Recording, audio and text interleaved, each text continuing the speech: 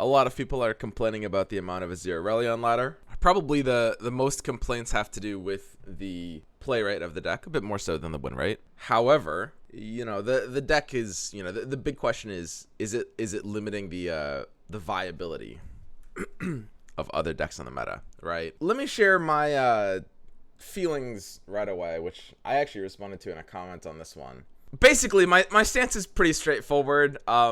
Yeah, Azir Irelia is a pretty overpowered deck, and it definitely does limit what you're able to do in the metagame. I personally think that overpowered decks are not like the biggest problem that this game has. I think that in part what we're seeing is a symptom of the expansion cycle, and in part what we're seeing is a symptom of some of the other things being a little too weak. I think that the devs have, if anything, probably printed things too weak rather than too strong quite a bit. And I really wouldn't, I wouldn't fault the devs for printing something a little bit too strong, assuming they're, down for nerfing it at a certain point, right? That's pretty straightforward. I have to clarify all of this with a super long chunk of text, because normally if I say something like, I'm fine with the deck being too strong, then, people just make a lot of assumptions about where the rest of my stance is. Because, again, people like to think in terms of sides. Now I'm going to read the dev response to this, which is pretty interesting. Let's go ahead and read this together, okay? The LoR team firmly believes we're building this game together with the community, with you all. We try to be open and transparent. With that goal, I hope this post can share some of my thinking on the topic of the current meta and help us all learn together and continue to make Legends of Runeterra a great game with a great community. I realize it may sound like corporate bullshit to some of you, but I take it very seriously, and I know everyone on the team does as well. So far, so good. Today, I've responded to 2 separate posts related to current meta and life balance.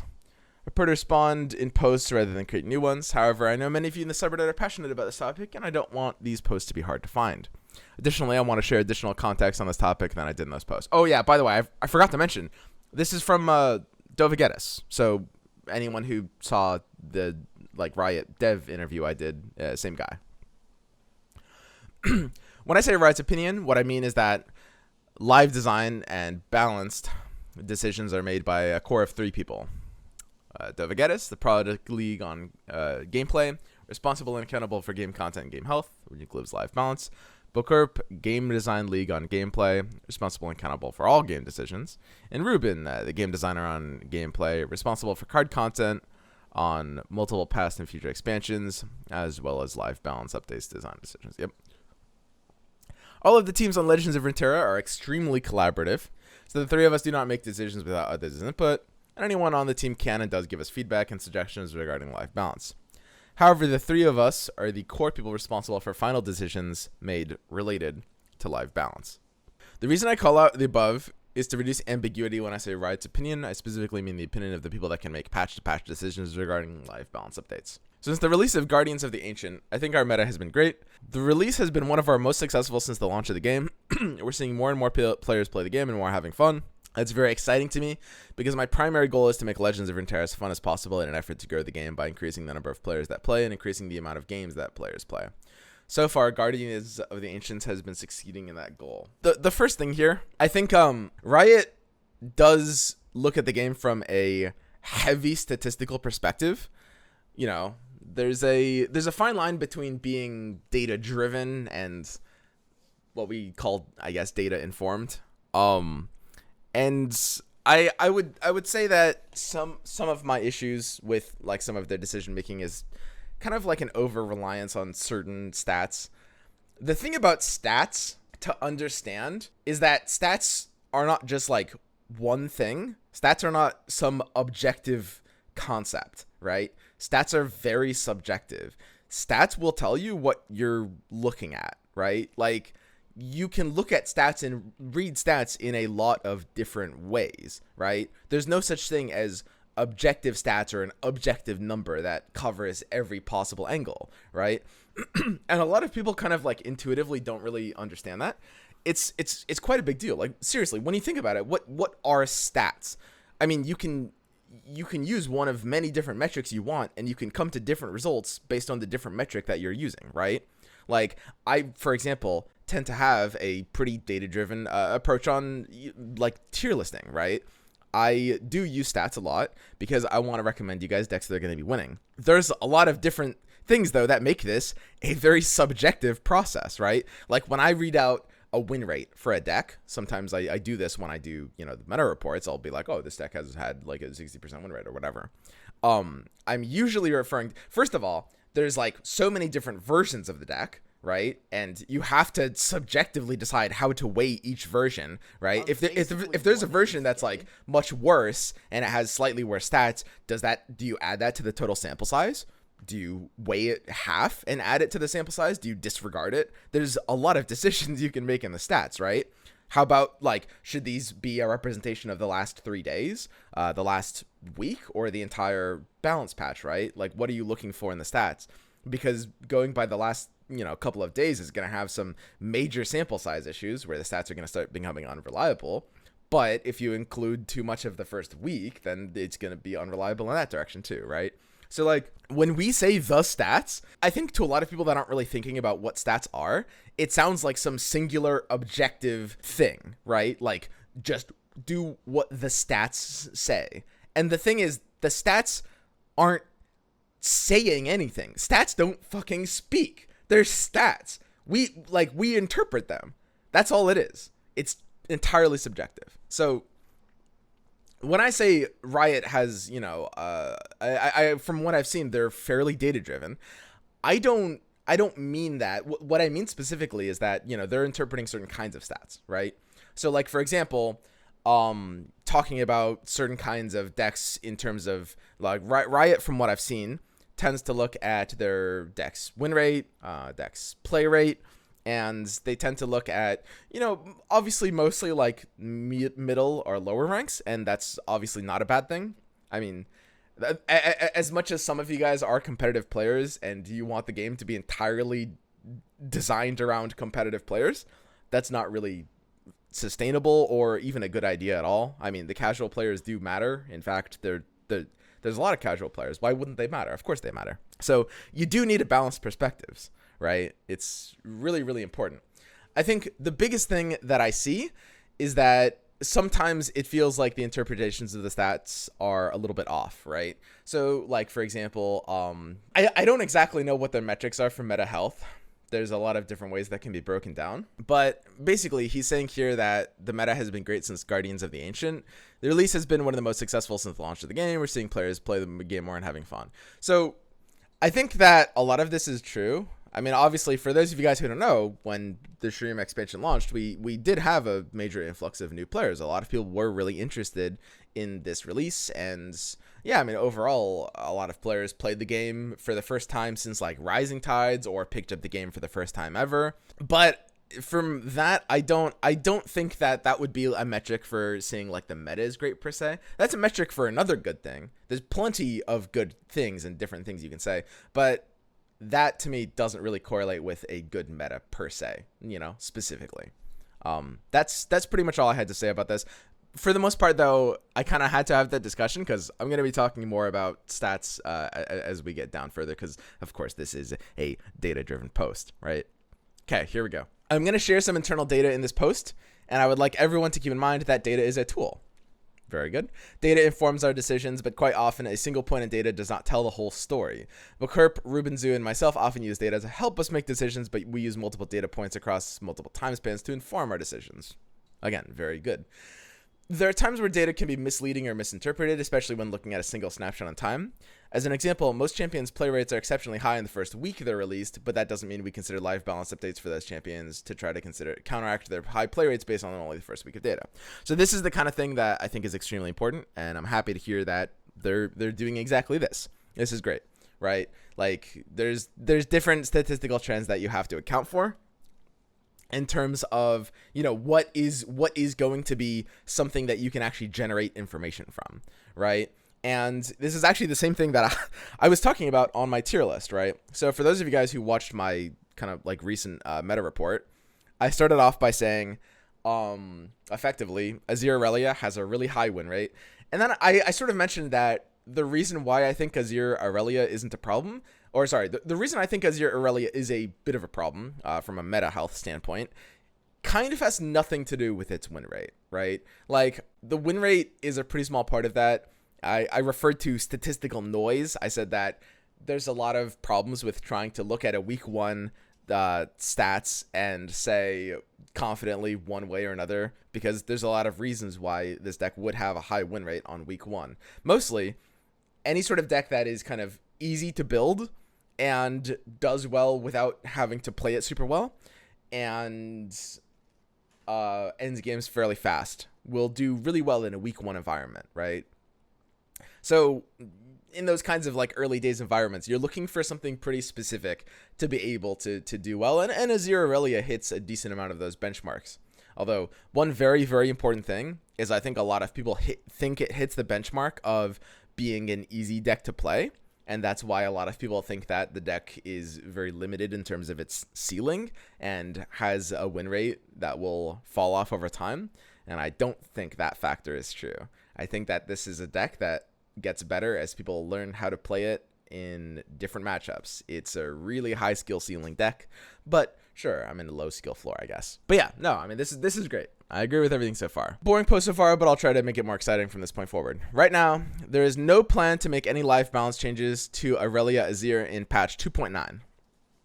According to our internal data, Irelia's best performing deck currently has a 52.5% win rate, and it's trending downwards over time. Irelia's presence in the meta is a little high at 20.7%.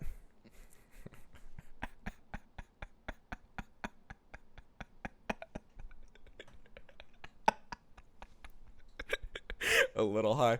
But she is new and has a novel play pattern. Yes, absolutely.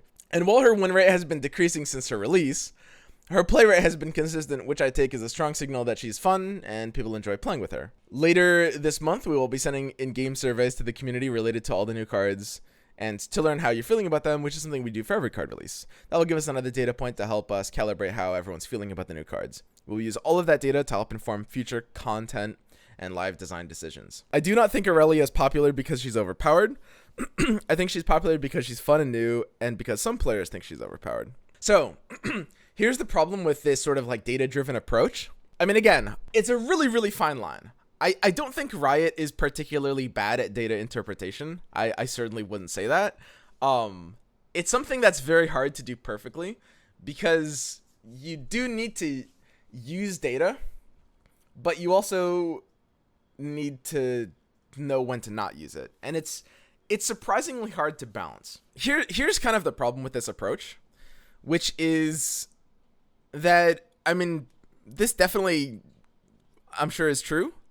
The bigger problem is that I don't think that this sort of analysis, like just looking at the stats, looking at the numbers, isn't really going to be able to tell you when a deck is having an unhealthy impact on the metagame. And I personally, maybe it'll mention that later in the post, but the thing is, and this is the entire core of the argument,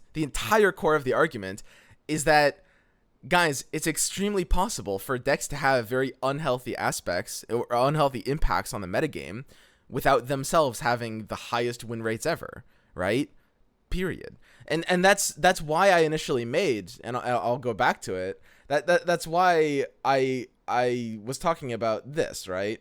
Like, this is a random quote from the start of my video, and the discussion is, like, the point of me saying this is because people were discussing whether Irelia Azir is broken or whether it's not. And again, everyone was sort of missing the point because they're breaking the argument into two sides for no goddamn reason. It's really simple, guys. Like, it doesn't have to have the highest win rate in the entire game. It's not about win rate. Win rate is related. It certainly wouldn't be able to have a meta impact with a low enough win rate. That's true. But the thing is that, okay, in the case of Irelia Azir, let's say it is oppressing things by creating polarizing matchups, right? Which is to say certain matchups can beat it and certain matchups kind of can't, right? It's doing so by kind of like forcing you into a narrow range of counters.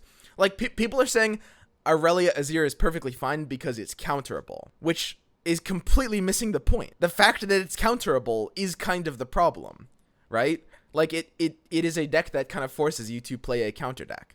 That's not really a good thing, right? And it's not counterable. Yeah, I mean, if the Irelia Azir is built right and played right, I think that there's a strong argument that at a high level it's not that counterable. But yeah, no, I mean, it is overall at least a slightly counterable deck, right? The same argument about Unyielding Spirit when it was burst, the win rate was low. Yes. And for those of you guys who have been following the game for a while, there was a point in time where, you know, Lee Sin was kind of pretty obviously super OP, but its win rate was pretty low, right? And that, in that case, there's a lot of reasons that can happen, 100%. There's a lot of reasons that can happen. But in the case of Lee Sin, that's mostly because Lee Sin is a difficult deck to play. And outside of, like, you know, if you're not playing it perfectly, it's going to have a slightly low win rate. I actually think Azir Irelia exhibits some of those aspects. I think that as you get to, like, higher and higher levels, the problem of Azir Irelia as a deck sort of becomes to compound. The entire crux of this argument has nothing to do with win rate, right? It has nothing to do with the fact that Azir Irelia is counterable or whether it's not. I mean, some people argue that Azir Irelia isn't counterable, but that also isn't really the main point, right? Like, the main point is, even if it's counterable, the fact that it's able to sort of bully some decks from existing in the meta by creating these polarized matchups that you are going to have to deal with is something that is literally hurting Azir Irelia's own win rate. This is the marker to be looking for. And this sounds so crazy, doesn't it? Doesn't that sound weird? But what I'm saying right now is that when a deck becomes very oppressive, its win rate will go down. Well, why would that be? Well, because if it warps the entire meta around it, then you will naturally see a win rate that trends downwards over time, right? And the good example of this, a lot of you guys might remember, like, TF Go Hard as a meta. That deck literally basically never had a high win rate. TF Go Hard had like a 52%. Wow, look at that. We're seeing the same exact number here. TF Go Hard had like a 52% win rate. It was everywhere on ladder. It had the highest play rate. Oh, look, another deck with like the highest play rate, right? And TF Go Hard's win rate was trending downwards over time, right? It's literally the same exact situation. Now, again, why would that be? Well, when a deck gets too good too quickly, when it sort of oppresses the metagame, and when it has these polarized matchups, decks that it beats and decks that it loses to, and when it's really high play rate, it will sort of naturally counter itself, if that makes sense. I like to explain this like a virus that is burning through its population too quickly, right? Like, I don't know how much you guys know about epidemiology, but most viruses tend to not actually kill their hosts. Usually, it's a mistake when they do, and in reality, when that happens, they usually kind of like burn out pretty quickly, right? Because it's not something that's intended. It's something that just, like, you know, like like a wildfire that's just burning through its own fuel. And that's kind of what happens with these sorts of oppressive decks, which is their win rate starts to go down because they are killing off their counters, right? The true long-term successful decks are ones that are very strong without actually over pushing it, right? When they're pushing it too far, when they're sort of like actually just oppressing the decks that they're countering, and when those decks just aren't even showing up anymore, that's when they're hurting their own win rate, right? And this is the pattern that we're seeing here. This is the pattern that we saw with TF Go Hard. It's just something that you will see with these kinds of oppressive decks. So the point I'm making here is not only is low win rate kind of not even the point, but in a lot of cases, these exact patterns can be an indication, maybe not an indication, but definitely a sign of this exact thing happening, which is like a very oppressive deck, right? We'll see if later down in this post, they're actually talking about these like meta impacts. But this is kind of like my biggest concern when reading a post like this, which is that it's looking like there's kind of a gap in their process. They're looking at the numbers, you know, and they're like, oh, well, this deck doesn't have that high of a win rate. We might not need to nerf it, right? And that's the problem with these sorts of data-driven approaches, which is that it's very easy to like miss one thing in your, in your algorithm, whatever you happen to be using, and that can lead to big problems. It's a common practice in our community to use sensational and hyperbolic language when describing cards, decks, champions, meta, etc. So I do want to say this is definitely true. People are very hyperbolic. I personally make an attempt to use as kind of specific wording as possible. I don't like how, there's I don't really like this. I mean, he's very right. Like, being a dev in a game community must be pretty miserable, because like game communities are pretty, like, we're all used to it, but we're kind of desensitized to it. Everyone does just kind of exaggerate. And like, I make as much of an attempt as I can to discuss things in more specific terms and try to not just like exaggerate one side, but even I exaggerate a lot. Like, everyone does it. We're a pain in the ass. Oh yeah, exactly. As much of an effort as I make, even I'm guilty of doing this a lot. I don't think there's anything wrong with that practice. We all live on the internet, but it makes discussions like this one harder when a community calls a deck with a 52% win rate overpowered and a 49% win rate tier C unplayable or trash. And this again is another problem with the sort of like win rate perspective, is that I think he's sort of missing the point, which, to be fair, he's responding to other people that are also probably missing the point, because there are some people that are calling the deck overpowered as opposed to oppressive. And I mean, while I think that it is a strong deck, I don't know if that's necessarily the core of the issue. And so, yeah, I'm sure there are people misrepresenting the issue. But yeah, I think this is kind of missing the point. There are champions in our games that have decks with over 50% win rate that the subreddit repeatedly dismisses as unplayable. In my opinion, too many players put too much value on an aggregated 1% win rate difference when deciding which deck to play, when their personal experience will have a different variance in win rate than the aggregated number. Because of the hyperbole, there are many extremely good champions and decks right now that very few people play because they're not popular or because players overvalue a 1% win rate. I'm going to list out every champion right now that has at least one deck with 50% or higher win rate in the current meta since Guardians of the Ancient was released. All of these decks have played enough games to be statistically significant in the dataset. And here he goes on to list a lot of champions. If we lower the data threshold to 49%, then we're adding these ones as well. Brings us to 45 champions of the 61 total. So this is representing 73.8% of the pool, apparently. So maybe this will be explained in the paragraph I'm about to read, but this to me is pretty sketchy. When I read this, I don't know if he goes in further about this, but the practice of listing out any champion that has at least one deck with a 50% or higher win rate, nowhere is this kind of referencing sample size. But the thing is, when you're going through each champion and you're looking for at least one deck that the champion is played that exhibits a 50% or higher win rate, like, if you think about it, there should kind of always be this, right? This is such a bad standard for so many reasons. So maybe this is explained more in the paragraph I'm about to read, but this to me is like, when you're setting this to be your statistical metric, you're basically setting yourself up for success, right? When you're looking at, like, if you're looking through every single champion's, like, take a champion, take all of their decks, and try to find at least one deck that has at least a 50% win rate. The problem with this is I don't know what their floor on sample size is. Is their floor 10 games, 100 games, 500 games, 200 games, right? He was saying all of these decks have played enough games to be statistically significant. I mean, that's still a little bit vague, right? So the bigger problem with this is that this is also talking about the current meta since the Guardians of the Ancient was released, right? This is the same thing that was kind of being discounted, right? Like, earlier in this post, they were talking about, as an example, most champions play rates are high in the first week.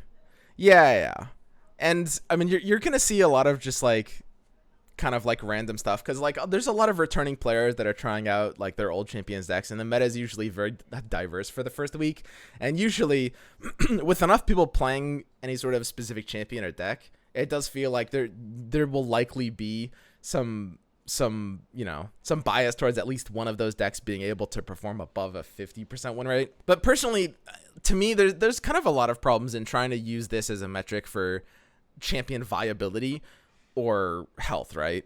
And it's also, I don't think that, you know, as far as we can see, these aren't tracking any sort of like rank for games. And it looks like they're including normal games as well, which again, I mean, it's really important to, you know, you definitely can't ignore like casual players. Casual players absolutely matter. It's not that this shouldn't be like some kind of metric for viability, but usually I think when they used to talk about trying to make every champion viable, for the most part they defaulted to, I think like they were saying they were averaging stats around like plat or diamond or something like that to be able to talk about a champion being viable, and I don't really see that here either. So, but yeah, another thing, and this is something that Precipic was pointing out, is even after all of that, even if we kind of like agree with every single metric above, it's still only 2/3 of the champion pool, which is basically saying that there's a third of champions that are just completely inviable.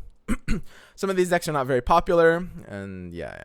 Popularity tends to have a snowball effect where player perception of the deck increases, then so does its popularity, 100%.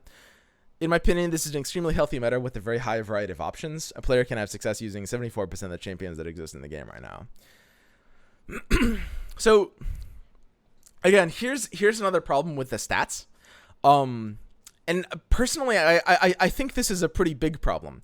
This, to me, is the same exact issue. It's sort of the inverted issue that we're talking about here before by using like win rate as a metric for success. In card games, for when you're looking at like archetype health and archetype diversity, it's very true that win rate matters, absolutely. But I think a sort of like underrated benchmark for that is whether the archetype actually has reliable execution on a cohesive game plan. And this is something that goes pretty under-discussed. But for the most part, I mean, the reason Irelia Azir feels, and I'll use air quotes here, the reason Irelia Azir feels maybe a bit stronger than it might seem is because it has a game plan that it's able to execute pretty reliably, right?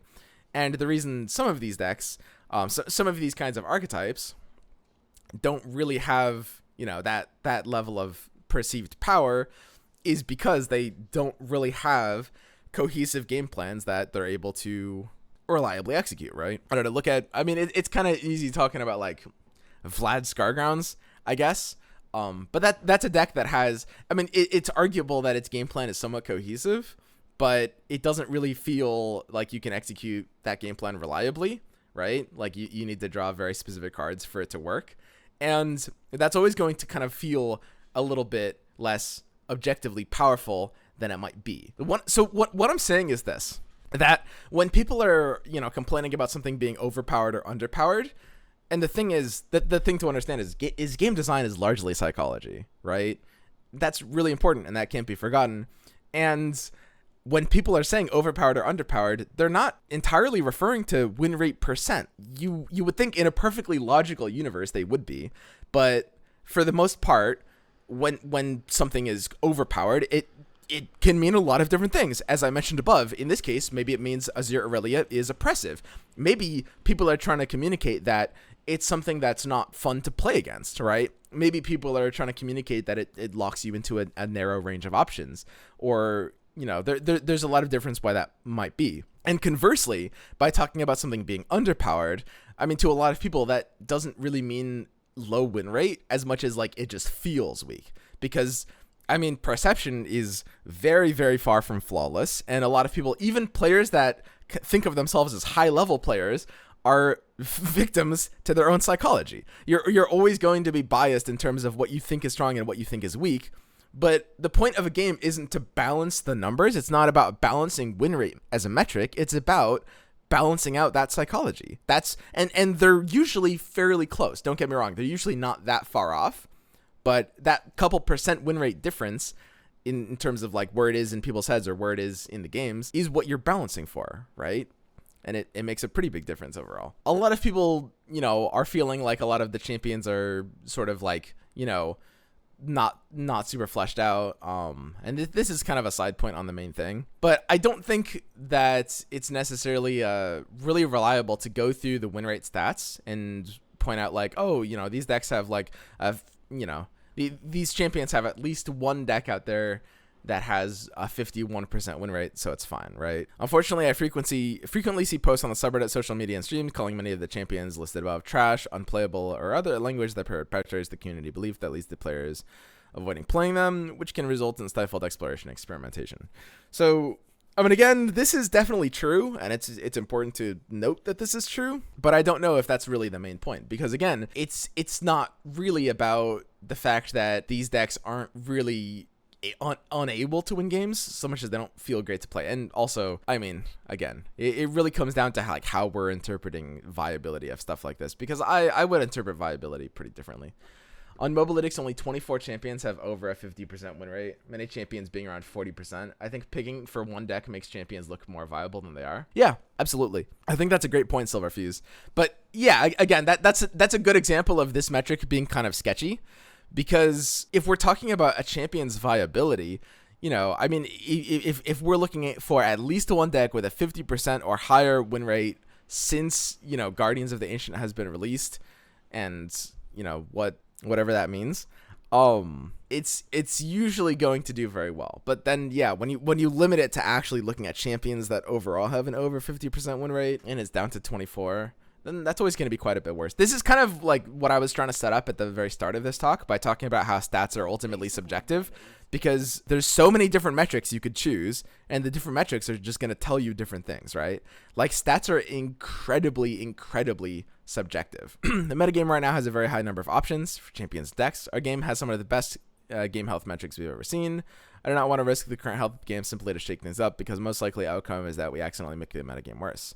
I love our game and I love our community. I always try to communicate open and honestly. And, you know, I do want to give the devs absolute props for this. You know, it's especially Dovigetis, who's, you know, made a bunch of these like kinds of comments, and, you know, was happy to do that sort of like dev talk with me. Yeah, absolutely. This is something that I very much agree with. This is Prom is in the 50% list while Vlad is not.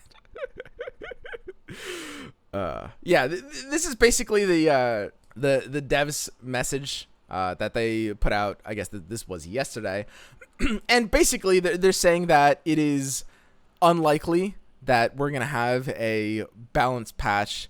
So we're not gonna have a balance patch to Azir Irelia in 2 days. I don't think that they said specifically that they don't do the kind of 2-week balance updates anymore. They're doing balance updates a month after an expansion. And what this post is communicating is he's saying that we shouldn't, at this specific point in time, expect there to be substantial nerfs to Irelia Azir even in 2 weeks from now, right? So we'd be in for a a pretty long season. Like I said, I don't really disagree with this. Or sorry. Like I said, I don't really agree with this. I think that, and again, there was nowhere in that post that actually addressed kind of what I was talking about.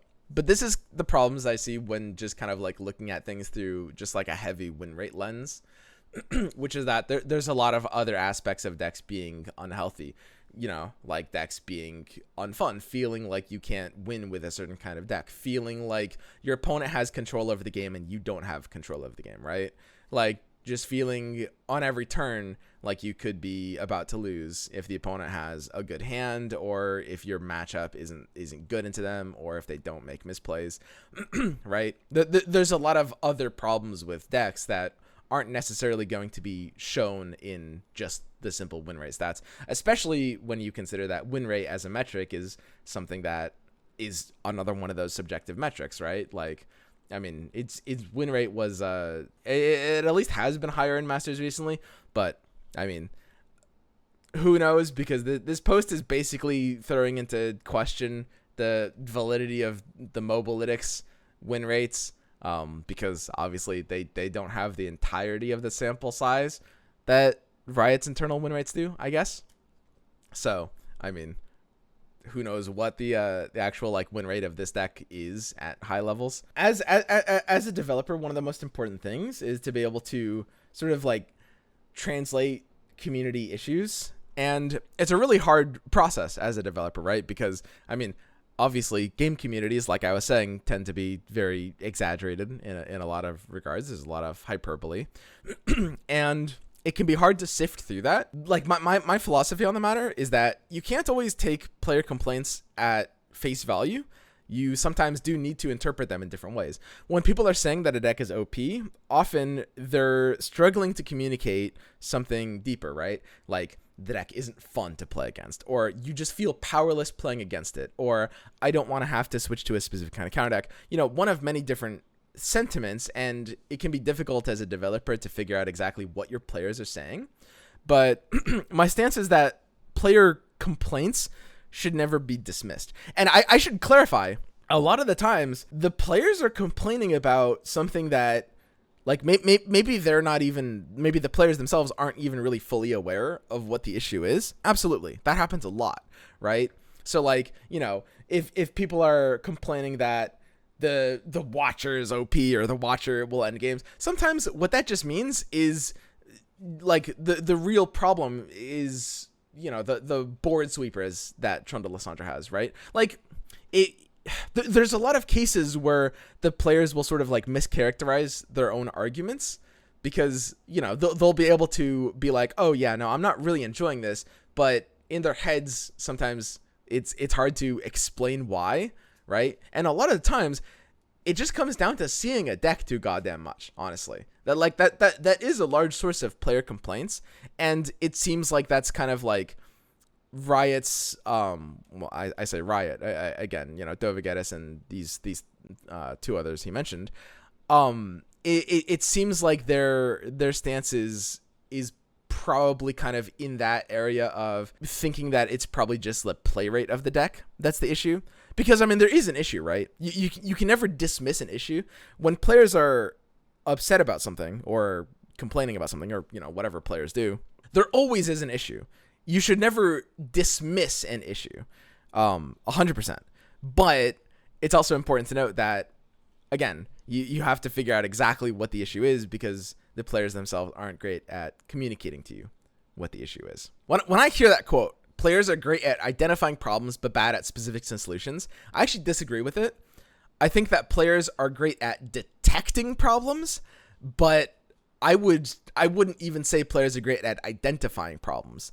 I think that the funny thing is when you're looking at like problem solving and solution space, the mere concept of identifying a problem is actually quite entangled with the solution to that problem. Like most of solution creating is just being able to identify precisely where a problem is. I think players are definitely good at detecting problems. In fact, like when a player detects a problem, it is basically 100%. When someone is not having fun, there is a problem, right? When it's a large group of, like, a majority of people not having fun, there is some kind of problem. Now, where that problem is coming from and what should be solved, that is a much bigger story. But that's fundamentally why I don't believe that the dismissal of a player detected problem is ever a correct thing to do. There's actually more to talk about. Oh yeah, what was I heard Mogwai was also disagreeing or something. And this is off of the post that I just mentioned. Awesome to see Riot interacting with the community like this. Opens doors. I'm happy they did so, because oh boy, do I disagree. 20% representation numbers insanely high, in case you're wondering. The reason why its win rate and lowered is because the metagame revolves around the deck and countering it best as can. I think I'm gonna agree with Miguel on this one, by the way, which is pretty rare, but I'm liking where it's setting up here. The deck forces you to play on the defensive since the get-go. Blade Dance back row. Yep, every designated counter fails often. Win rate statistic is applied to all ranks. I'd love to see the numbers for Master's rank. I've seen skilled players go on insane win streaks with this archetype. Doesn't take into account how horrible it feels. Yeah, I was talking with Jack. Jack was basically explaining how, like, the reason it feels so bad playing against the deck is basically just because, you know, I mean, they have a control over the game that you just don't have access to, which is just, you know, the ability to attack on the defense turn. This post is incredibly out of touch or just plain biased, really. I speed ran. Oh, Grappler climbed to the stack. Plat 4 to Diamond 4 in 3 hours. Yeah, pretty much. No, I don't think I disagree with any of that. Like, it's it would worry me if we saw 2 weeks from now there was not a single change to the deck. And if you had asked me, yesterday before I saw this Riot response, I would have said it's pretty likely that the way they'll nerf the deck is they'll probably they'll probably make Dais 3 mana and they'll probably make Azir like 4 health or something like that. Making Dais 3 mana would be a pretty big change. That would definitely slow down that deck quite a bit. Basically, the problem with Azir Irelia is that it's effectively too fast and needs to be slowed down. I expect them to do just that. Because the thing is, and I think a lot of people are sort of like not understanding this, Azir Irelia is not really an aggro deck. It's a combo deck, right? It's not supposed to be killing you on turn 4. That's just something that happens sometimes. Like, so the reason it's not an aggro deck is because it doesn't get countered by anything that counters aggro decks, right? It's just a combo deck that will sometimes randomly kill you on like turn 5. In fact, quite commonly, right? 1 extra turn is all we need versus Irelia Azir. Yeah, for the most part, the problem with the deck is it just like puts the game on a major clock, right? Like, I think it's important to have the game exist on a clock. Don't get me wrong. There was another Reddit post talking about, why doesn't control exist in this game, and saying that it would be nice if there wasn't just like, a hard game ender on like turn 8 or 9. And I kind of I don't really agree with that. Overall, there needs to be ways to end the game. The game needs to exist on a clock. Win conditions are kind of important. You don't want it's a mobile game especially, and you don't want players to feel like they're trapped in a game that like they wanted to just play like a 10-minute game, and they're playing a pretty fast deck, but they're stuck in like a 30-minute game. There's a reason why this idea of just like unmitigated control isn't really healthy. So don't get me wrong, it's important for the game to have archetypes that are saying this game won't last beyond turn X, right?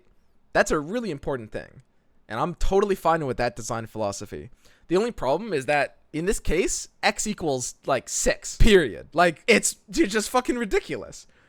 This deck basically doesn't allow most archetypes to take it past turn 6. That is just an insane number for X to be. It's just too fast. More like turn 4 or 5. Yeah, I mean 6 is kind of like an average, but obviously sometimes it's even more ridiculous, right? I completely agree with you. That's why Targon ruined the game 100%. Like I think that is literally a large part of why people don't like playing against Targon, because they're not really, they're people that just want to play proactive decks and just, they just want, in their head, they have this expectation of the game playing out in a certain way, or like whether you win or lose, it's just like, at least the game will be decided at a certain point. But Targon just creates, like, it's very exhausting because you don't really want to concede, but like it's just an uphill climb the entire time, and you're not really going to be favorable, but you're just like, I guess I have to play this one out, right? And that isn't really fun for a lot of people, and that's why absolutely I don't really like the idea of archetypes that don't really have the ability to end the game.